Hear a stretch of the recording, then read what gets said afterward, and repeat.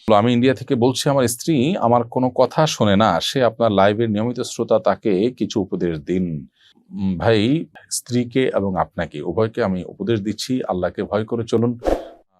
যে বোন লাইভে আছেন সেই বোনকে বলবো যে স্বামীর কথা মেনে চলা এটা আপনার কর্তব্যের অংশ। যতক্ষণ পর্যন্ত স্বামী আপনাকে অন্যায় কিছু করতে না বলবেন ততক্ষণ পর্যন্ত স্বামীর কথা আপনি মেনে চলবেন। নিজের মনের বিরুদ্ধে, ইচ্ছার বিরুদ্ধেও যদি আপনি কাজটি করেন, ইনশাআল্লাহ বিদিনিল্লাহ আল্লাহ তাআলা আপনাকে বিনিময় দান করবেন।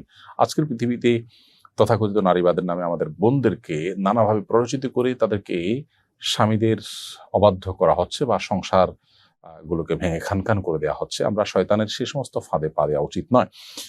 নবী করিম সাল্লাল্লাহু আলাইহি ওয়াসাল্লাম বলেছেন, 4টি কাজ যখন কোনো নারী করেন তার জন্য জান্নাতের 8টি দরজার যে কোনোটা দিয়ে প্রবেশ করা সহজ হয় এবং সবগুলো খুলে দেওয়া হয়, তিনি জান্নাতি হতে পারেন।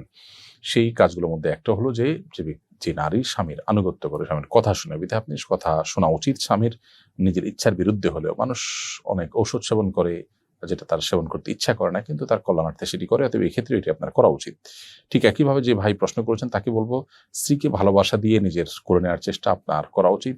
একজন অন্যজনকে ব্লেম না করে নিজের দায়িত্বটা আদায় করা উচিত। স্ত্রী চিন্তা করবেন যে আমি আমার কর্তব্য পালন করি, স্বামী যদি আমার কোনো ত্রুটি করে সে আল্লাহর কাছে দায়ী থাকবে।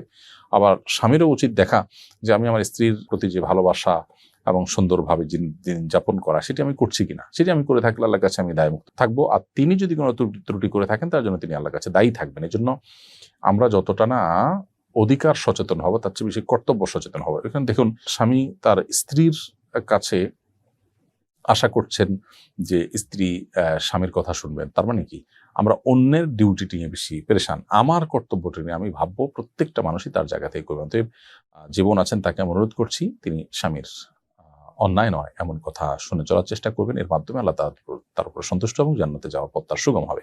আর স্বামীরও উচিত স্ত্রীর কর্তব্যের কথা চিন্তা যতটুকু করবেন তার চাইতে নিজের কর্তব্য সঠিকভাবে আদায় করার চিন্তা করবেন।